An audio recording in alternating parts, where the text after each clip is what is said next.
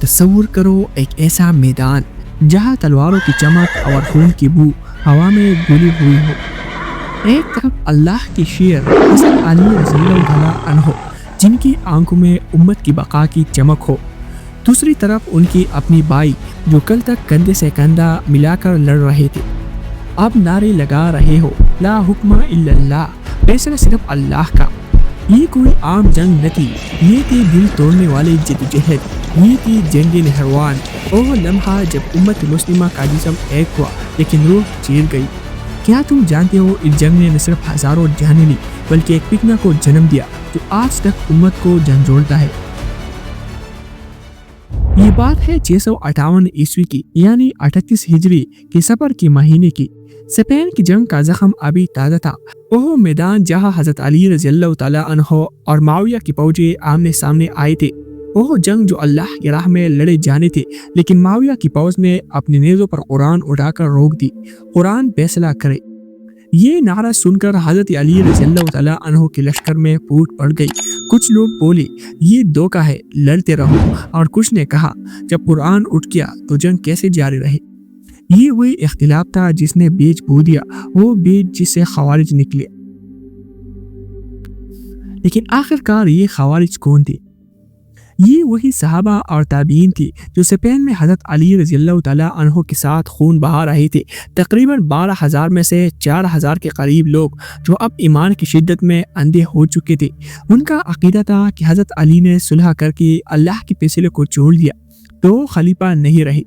انہوں نے اعلان کر دیا ہمارا نعرہ ہے لا حکم الا اللہ، جو ہمارے خلاف ہے وہ کافر۔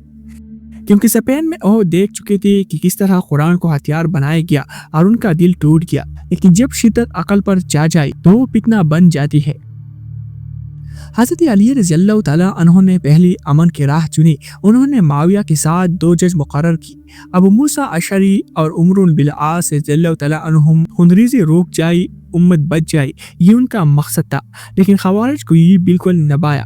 وہ کوفہ سے الگ ہو گئی اور نہروان نامی علاقے میں جمع ہوئی، وہ جگہ جو دریائے دجلہ کے قریب تھی، جہاں صحرا اور پانی مل کر ایک خطرناک میدان بنا دیتی تھی۔ وہاں انہوں نے اپنی چھوٹی سی مگر شدید فوج تیار کی، تقریباً 4,000 جنگجو جو موت سے نہیں ڈرتے تھے۔ حضرت علی رضی اللہ تعالیٰ عنہ نے انہیں سمجھانے کی کئی کوششیں کی۔ انہوں نے اپنی بھتیجی حضرت عبداللہ بن عباس رضی اللہ تعالیٰ عنہما کو بھیجا جو قرآن و حدیث کے عالم تھے۔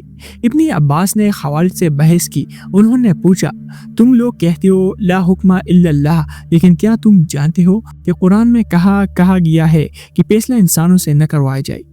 خوارج خاموش ہو گئی۔ ابن عباس نے مزید کہا سورہ مائدہ میں اللہ فرماتا ہے کہ اہل کتاب کے درمیان فیصلہ کرنے والے بھی تو بھیجے جاتے ہیں، کیا حضرت علی نے اللہ کی نافرمانی کی؟ بحث چلی، لیکن خوارج کے دل پتھر کے بن چکے تھے۔ صرف 12 لوگ واپس آئے، باقی نے بغاوت جاری رکھی۔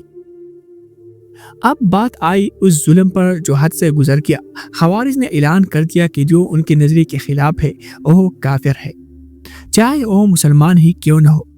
ایک دن رسول اللہ صلی اللہ علیہ وسلم کے صحابی عبداللہ بن خباب رضی اللہ تعالیٰ عنہ جو اپنی حاملہ بیوی کے ساتھ سفر کر رہے تھے، خوارج کے ہاتھ لگ گئی۔ انہوں نے عبداللہ سے پوچھا تم حضرت علی کے ساتھ ہو یا ہمارے؟ عبداللہ نے سر اٹھا کر کہا میں حق کے ساتھ ہوں اور حق حضرت علی کے ساتھ ہے۔ رسول اللہ صلی اللہ علیہ وسلم نے انہیں خلیفہ بنایا۔ بس یہ سنتے ہی خوارج نے ان کا سر قلم کر دیا اور وہ ظلم نہ رکی۔ انہوں نے عبداللہ رضی اللہ تعالیٰ عنہ کی بیوی کا پیٹ چاک کر دیا اور اس سے ننھے بچے کو بھی موت دے دی جو ابھی ماں کے پیٹ میں تھا۔ یہ وہی لوگ تھے جو قرآن پڑھتے تھے لیکن اب فتنے کے غلام۔ یہ خبر سن کر حضرت علی رضی اللہ تعالیٰ عنہ کا دل پگھل گیا، ان کی آنکھوں میں آنسو آ گئی، لیکن انہوں نے فیصلہ کیا اب فتنہ روکنا ضرور ہے ورنہ امت تباہ ہو جائیں گے۔ انہوں نے اپنی فوج جمع کی، تقریباً 14,000 مجاہد جو کوفہ سے نکلے اور نہروان کی طرف روانہ ہوئی۔ راستے میں حضرت علی نے اپنے لشکر سے فرمایا اے لوگو، یہ لوگ تمہاری بھائی ہے، ہم ان سے صرف اس لیے لڑ رہے ہیں کہ فتنہ ختم ہو، اللہ سے ڈرو، ظلم نہ کرو۔ یہ سن کر فوج کا جی چھوڑ گیا کیونکہ یہ اپنوں کی جنگ تھی۔ نہروان پہنچ کر حضرت علی رضی اللہ تعالیٰ عنہ نے ایک بار پھر امن کی کوشش کی۔ انہوں نے خوارج کو پیغام بھیجا واپس آ جاؤ، قرآن اور سنت کی راہ پر چلو۔ حتیٰ کہ انہوں نے سورہ حشر کی آیات تلاوت کی، جو معاف کر دے اور صلح کرے اس کا اجر اللہ پر ہے۔ لیکن خوارج نے جواب دیا، ہم تمہاری کافر ہے، لڑو۔ ان کا لیڈر عبداللہ بن وہب رسبہ نے کہا، ہم جنت کے لیے مرنے کو تیار ہے۔ آخر کار جولائی 658 میں نہروان کا میدانی جنگ بن گیا۔ دونوں فوجیں آمنے سامنے۔ حضرت علی کی فوج نے حملہ کیا، لیکن خوارج کی شدت دیکھنے والے تھے۔ وہ نعرے لگا رہے تھے، تلواریں چلا رہے تھے، جیسے موت ان کا دوست ہو۔ حضرت مالک الاشتر حضرت علی کی بہادر سپہ سالار نے پیش قدمی کی اور خوارج کے سینے چلنے کر دی۔ جنگ چند گھنٹوں میں ختم ہوئی۔ خوارج کی 4000 میں سے تقریباً سب مارے گئی، صرف 8 سے 10 لوگ باغ نکلے۔ حضرت علی کی طرف سے صرف 7 یا 9 شہید ہوئی۔ یہ فتح تھے لیکن دل توڑنے والی۔ حضرت علی نے لاشوں کو دیکھ کر فرمایا، کاش یہ دن نہ آتا، یہ میرے بھائی تھے۔ جنگی نہروان کے زخم ابھی بری نہ تھی کہ اس کی چنگاریاں پھیل گئی۔ وہ بچ جانے والے خوارج، جن میں عبد الرحمن بن ملجم تھا، نے سازش کی۔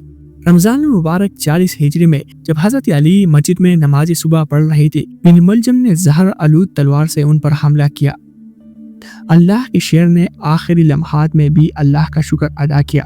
یہ شہادت تھی جنگ نہروان کی قیمت۔